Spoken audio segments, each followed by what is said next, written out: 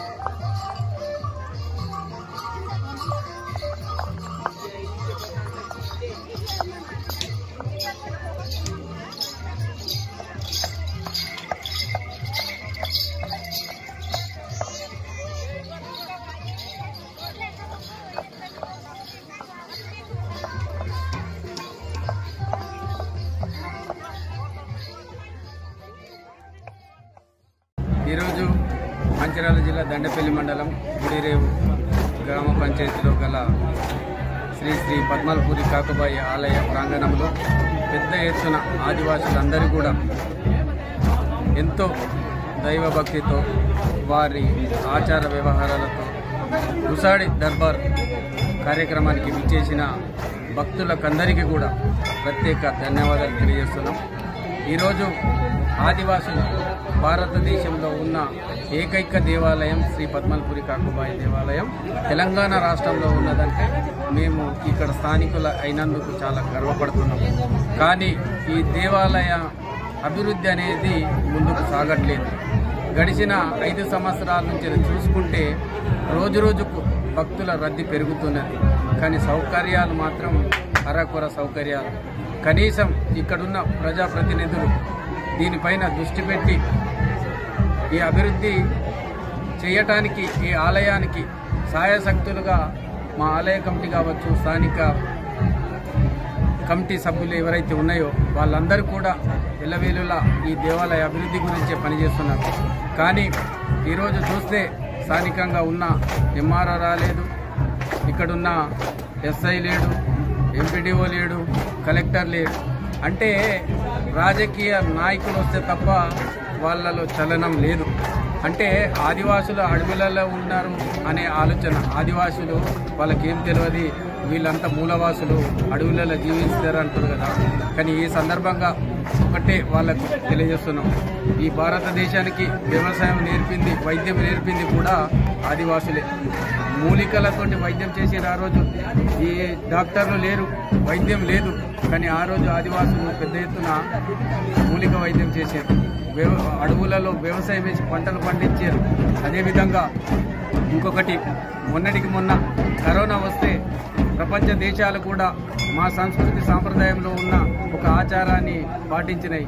అదేంటిది, ఎవరైనా అతిథి వస్తే మాకు ముందుగా వాళ్లకు నీళ్ళిచ్చి కాళ్ళు కడిగిన వాళ్ళే వాళ్ళని ఇంట్లోకి ఆహ్వానిస్తున్నారు.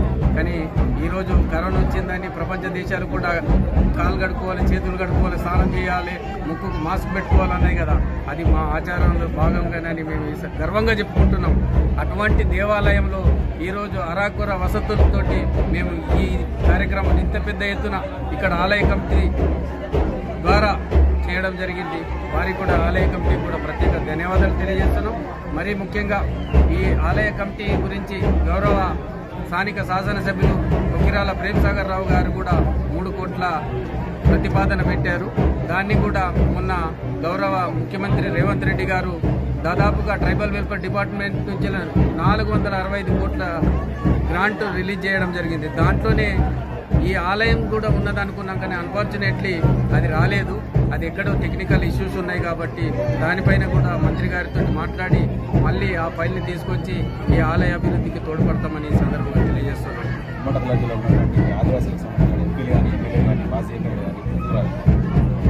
ఇప్పుడు ఎందుకు రాలేదనేది క్వశ్చన్ మార్క్గానే ఉన్నది. వాస్తవంగా ఇక్కడ ఉమ్మడి జిల్లాలో ఉన్న నాయకులు ఎవరైతే ఎంపీలు ఎమ్మెల్యేలకు కూడా మా కమిటీ తరఫున ప్రతి ఒక్కరికి కూడా ఆహ్వానం పలికినాం. ఇప్పుడు వాళ్ళు ఎందుకు రాలేదంటే వాళ్ళకు వ్యక్తిగత కారణాలు ఏమై ఉంటాయో మాకు తెలియదు. ఏంటిదంటే వాళ్ళు కూడా సమాచారం ఇచ్చి మాకు రాలేకపోతున్నామని చెబితే ఈ వేదిక పై నుంచి మేమే చెప్పేవాళ్ళం.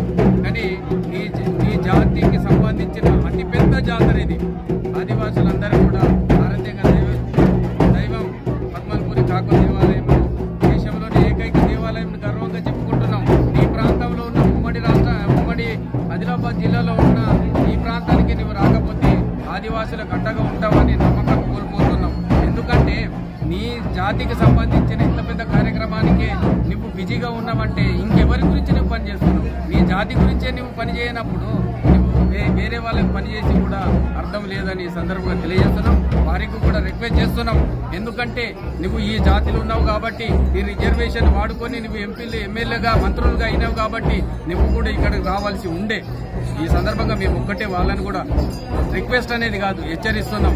ఏ రోజు రేపు నువ్వు ఓట్ల గురించి, ఈ రాజకీయం గురించి, ఈ ఏదైతే జాతిని వాడుకోవడం కాదు, జాతి ఎవరిని వాడుకోదు, రాజకీయ నాయకులనే ఈ జాతిని ఓట్ల గురించి వాడుకుంటున్నారు. ఇది గుర్తుపెట్టుకోవాల్సిన బాధ్యత కూడా వారిపైన ఉన్నది. ఎందుకంటే ఈ రోజు నువ్వు ఎంపీ ఎమ్మెల్యే ఉన్నావంటే మా జాతి బిడ్డలు ఓట్లేస్తే నువ్వు ఇవాళ నువ్వు ఎంపీ ఎమ్మెల్యే అయినావు. అటువంటిది ఈ రోజు నువ్వు ఇంత పెద్ద కార్యక్రమంకి రాకపోవడానికి గల కారణాలు ఏంటిది? వాళ్ళకే వదిలేస్తున్నాం. ఏదైనా ఉంటే మీరు వచ్చి వివరణ ఇచ్చుకోండి, అంతేగాని ఎక్కడో జరిగిన ప్రాంతంలో ఏదో జరిగిందని గ్రూప్ రాజకీయాలు చేస్తే బాగుంటుందని ఈ సందర్భంగా కూడా మేము హెచ్చరిస్తున్నాం.